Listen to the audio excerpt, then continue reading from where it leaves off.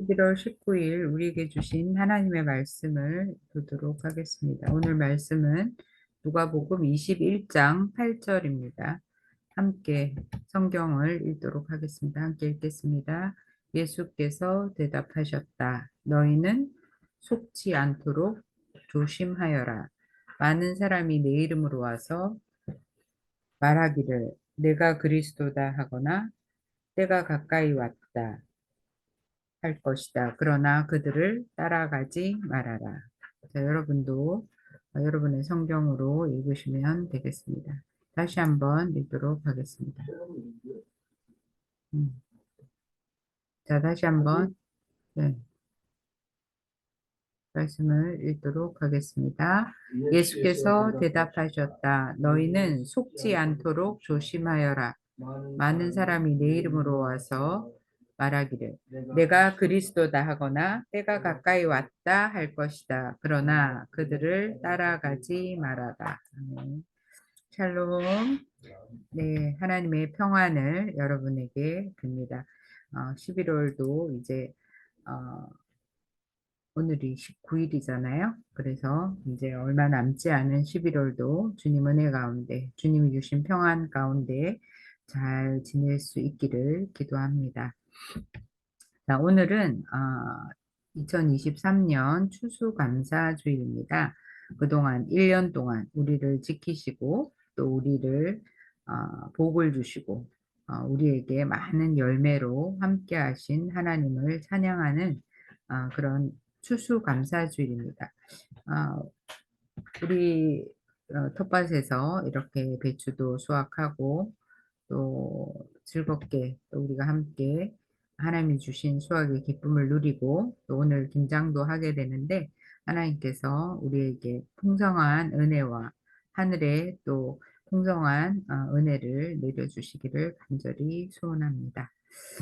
자, 오늘 말씀의 제목은 너희는 속지 않도록 조심하여라. 속지 않도록 조심하여라. 여러분, 속는 거 아시죠? 자, 잘못된 것을 듣고 그것이 정말인가 하고 생각하는 것이 속는 것인데 오늘 말씀의 제목은 속지 않도록 조심하라는 예수님의 교훈입니다. 자, 누가복음의 말씀을 계속 이어서 저희가 보고 있고 예수님에 관한 기쁜 소식을 기록한 누가복음은 하나님의 아들이신 예수 그리스도께서 이 땅에 육신의 몸을 입으시고 오셨고 공생의 기간을 통해서 가르치시고 또 하나님의 나라를 선포하시고 악한 귀신의 영을 쫓아내시고 또 온갖 병으로 앓는 사람들을 고쳐주시는 사역을 하셨습니다.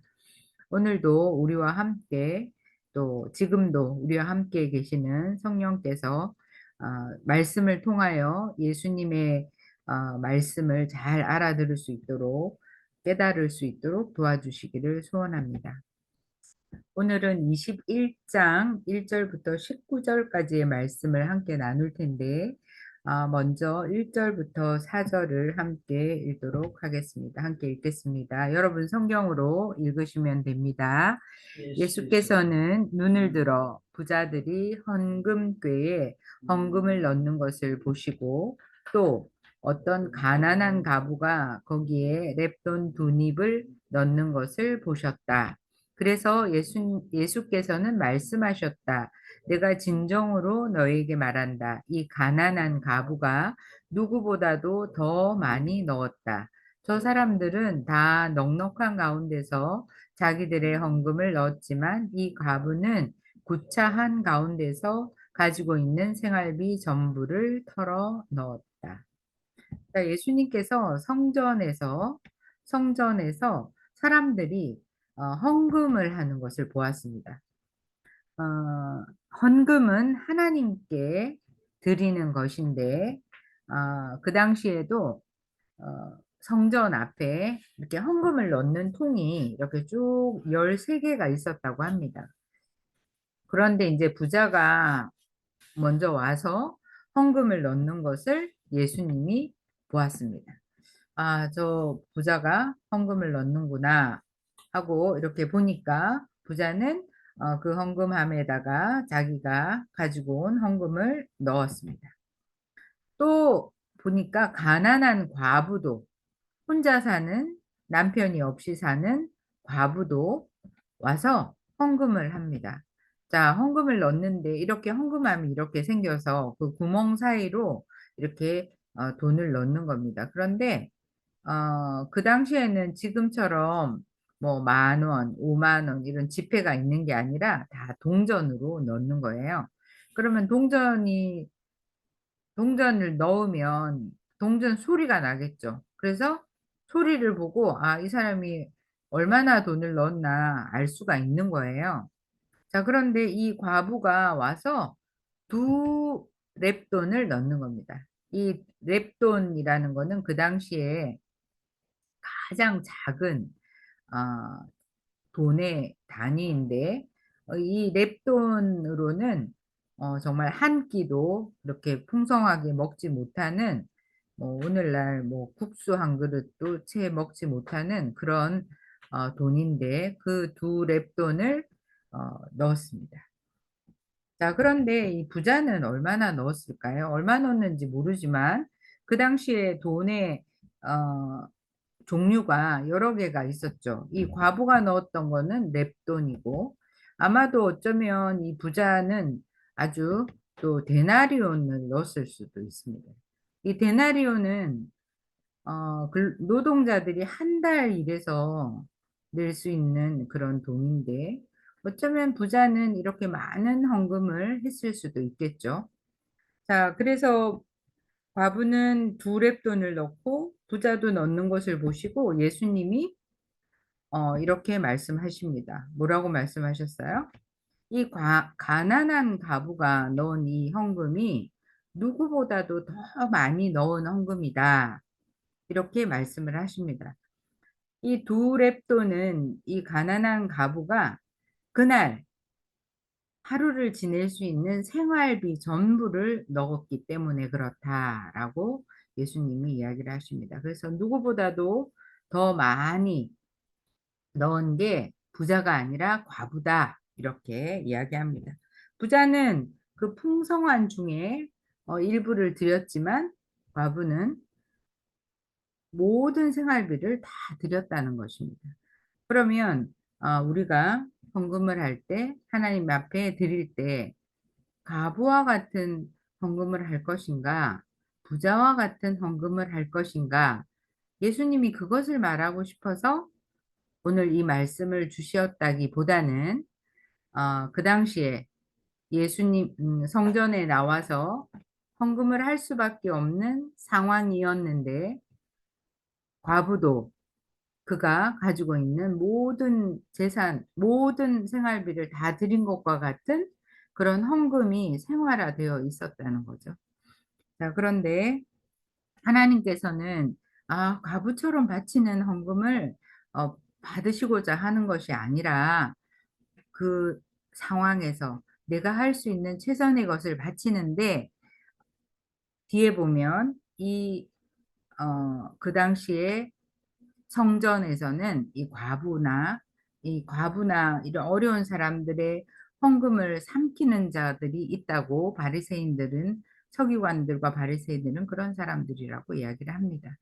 자, 그래서 우리가 꼭 많이 해야, 우리의 생활비 전부를 넣어야 많은 헌금을 하고 하나님 기뻐하시는 헌금은 아니다라는 것을 예수님이 가르쳐 주시는 겁니다. 자, 어쨌든 이 당시에 많은 사람들이 헌금을 하였습니다. 자, 그다음 말씀을 읽도록 하겠습니다. 5절과 6절입니다. 함께 여러분 성경으로 읽겠습니다. 몇몇 사람들이 성전을 가리켜서 아름다운 돌과 봉헌물로 꾸며 놓았다고 말들을 하니 예수께서 말씀하셨다. 너희가 보고 있는 이것들이 돌 한 개도 돌 위에 남지 않고 다 무너질 날이 올 것이다. 자, 이러는데 어떤 사람들이 와서 이야기합니다. 주님, 저기 성전은 정말 아름다운 돌하고 봉헌물로 꾸며 놓았습니다.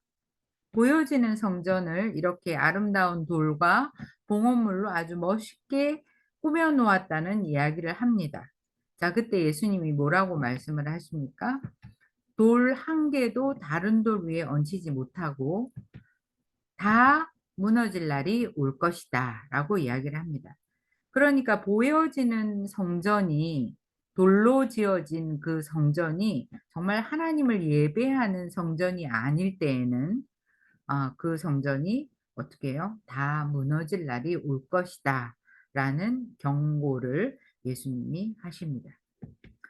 계속해서 7절에서 11절 말씀도 읽어보도록 하겠습니다. 7절에서 11절 말씀 여러분 성경으로 잘 같이 읽겠습니다. 제자들이 예수께 물었다. 선생님, 그런 일들이 언제 있겠습니까? 또 이런 일이 일어나려고 할 때에 무슨 징조가 있겠습니까? 예수께서 대답하셨다. 너희는 속지 않도록 조심하여라. 많은 사람이 내 이름으로 와서 말하기를 내가 그리스도다 하거나 때가 가까이 왔다 할 것이다. 그러나 그들을 따라가지 말아라. 전쟁과 난리의 소문이 듣더라도 두려워하지 말아라. 이런 일이 반드시 먼저 일어나야 한다. 그러나 종말이 곧 오는 것은 아니다. 그때에 예수께서 그들에게 말씀하셨다. 민족이 일어나 민족을 치고 나라가 일어나 나라를 칠 것이다. 큰 지진이 나고 그곳 곳곳에 기근과 역병이 생기고 하늘로부터 무서운 일과 큰 징조가 나타날 것이다. 자, 예수님이 이렇게 이야기했잖아요. 돌 위에 돌 하나도 남지 않고 다 무너지는 날이 올 것이다. 라고 이야기를 하니까 제자들이 물어봅니다. 언제 이런 일이 있겠습니까? 도대체 언제 이런 일이 있겠습니까? 라고 예수님께 물어봅니다. 자, 그러면서 그런 일이 일어날 때 어떤 징조가 있나요? 라고 또 계속해서 물어봅니다. 자, 그때 예수님께서 이렇게 말씀하시죠. 너희는 속지 않도록 조심하여라. 자, 어떤 사람이 와서 내가 그리스도다. 내가 바로 그 그리스도다. 또 지금 때가 가까이 왔다.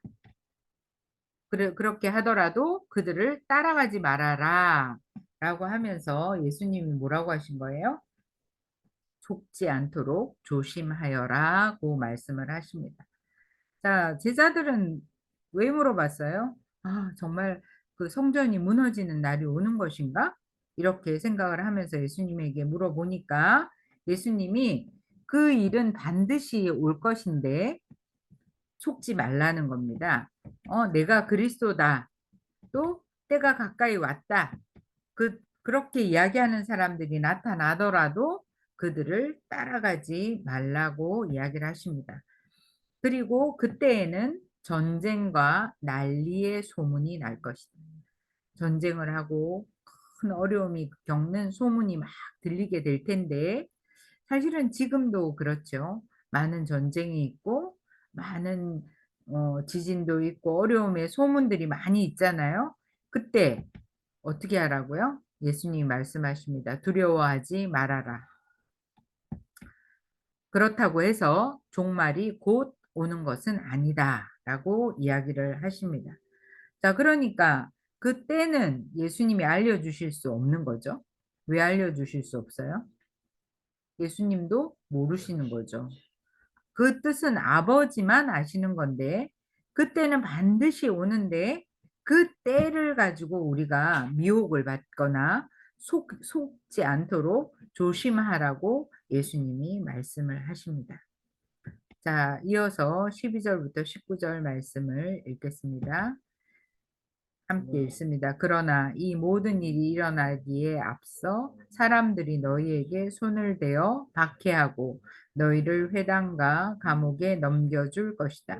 너희는 내 이름 때문에 왕들과 총독들 앞에 끌려갈 것이다. 그러니 이것이 너희에게는 증언할 기회가 될 것이다. 그러므로 너희는 변호할 말을 미리부터 생각하지 않도록 명심하여라. 나는 너희의 모든 적대자들이 맞서거나 반박할 수 없는 구변과 지혜를 너희에게 주겠다. 너희의 부모와 형제와 친척과 친구들까지도 너희를 넘겨줄 것이요. 너희 가운데서 더러는 죽일 것이다.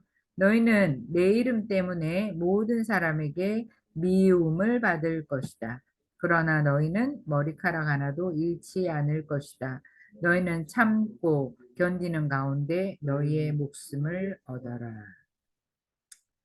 자, 예수님께서 이런 이야기를 하십니다. 이 모든 일이 일어나기 전에 또 있어지는 일이 있는데 그것은 바로 많은 사람들이 너희를 박해하게 될 것이라는 것입니다. 자, 결국 왜 그래요? 너희는 내 이름 때문에 모든 사람에게 미움을 받을 것이다.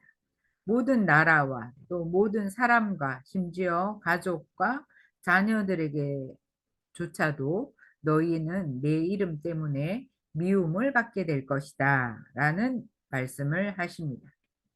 그만큼 예수님을 믿고 예수님을 따라가는 게 쉽지 않다 이거를 이야기하시는 거죠.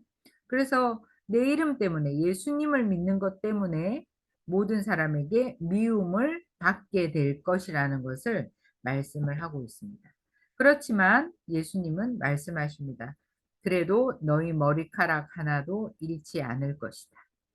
그리고 참고 견디는 가운데 너희의 생명을, 목숨을 얻어라. 참고 견디는 가운데 목숨을 얻어라. 라고 이야기를 하십니다. 이제 예수님이 이제 십자가에서 돌아가실 때가 가까이 왔고, 많은 사람들에게 예수님이 그리스도이심을 나타내시면서 예수님께서 제자들에게 또 예수님을 믿고 따르는 자들에게 말씀을 하십니다. 너희는 속지 않도록 조심하여라. 자, 우리의 삶이 예수님을 따라가는 삶이 어때요? 예수님 이름 때문에 박해도 받을 것이고 많은 사람들에게 미움을 받을 것이라는 것을 말씀하셨지만 우리가 그것을 인내로 견디고 결국 영원한 생명을 얻을 수 있다는 것을 믿고 그렇게 나아가도록 예수님이 말씀을 하셨습니다.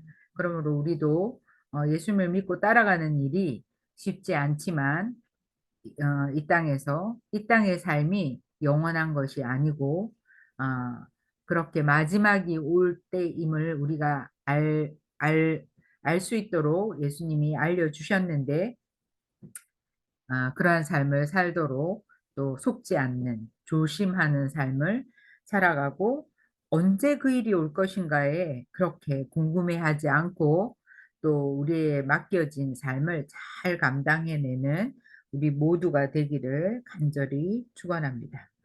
기도하겠습니다. 주님 감사합니다. 오늘 누가복음의 말씀을 통하여 너희는 속지 않도록 조심하여라 고 말씀하신 주님의 말씀을 기쁘게 또 감사함으로 받습니다.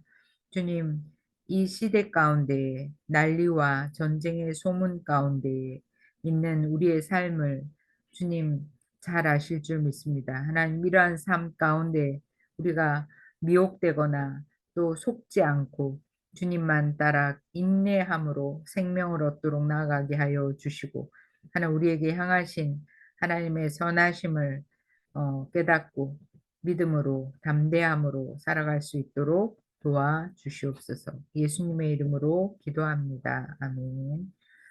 자, 함께 찬양하겠습니다.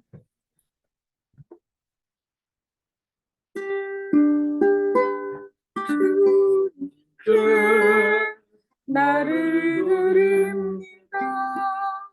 나의 것이 아닌 오직 나를 거룩한 산제물로 드리오니 나를 받아 주소서. 기도하겠습니다. 주님 감사합니다. 오늘도 우리에게 귀한 말씀과 또 귀한 예배에 나아가도록 주님 허락하심을 감사합니다. 오늘도 주님께서 기뻐하시는 귀한 한 날이 되게 하시고 하나님 속지 않도록 조심하며 우리의 믿음을 지키고 우리가 주님의 말씀 안에 늘 거할 수 있도록 우리 모두를 축복하여 주시옵소서. 하나 우리의 남은 생애를 우리의 남은 생명을 주님이 바라고 원하시는 삶으로 드려드리기를 소원합니다. 하나님, 그 일을 위하여 우리를 이 땅에 보내셨음을 깨닫고 하나님 생명을 구하는 사역을 잘 감당할 수 있도록 하나님 도와주시옵소서. 하나님 이주민 교회와 이주민 사역을 향하신 하나님의 크신 은혜를 하나님 잘 감당할 수 있도록 도와주시옵소서. 앞으로의 긴 여정과 또 어떠한 삶을 살아갈지 주님이 인도하심을 따라 하나님 감사함으로 살아갈 수 있도록 하나님 우리 앞길을 인도하여 주시옵소서. 하나님 우리에게 주신 귀한 복을 우리만 누리는 것이 아니라 생명을 살리는 일에 귀하게 쓰임 받을 수 있도록 하나님 우리를 축복하여 주시옵소서.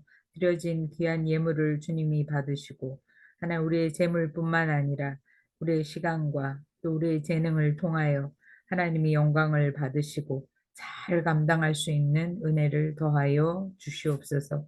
예수 그리스도의 이름으로 기도합니다. 아멘. 네, 감사합니다. 자, 함께 사랑의 나눔 있는 곳에 찬양하고 예배를 마치겠습니다.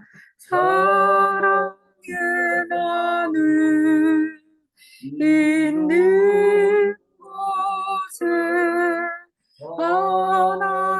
하나님께서 계시도다.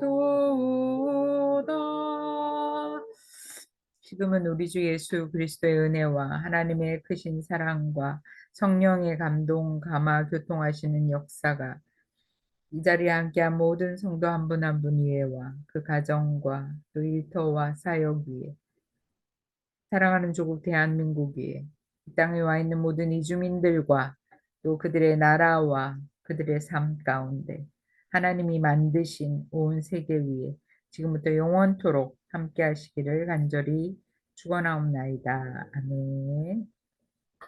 네, 예배를 마치도록 하겠습니다.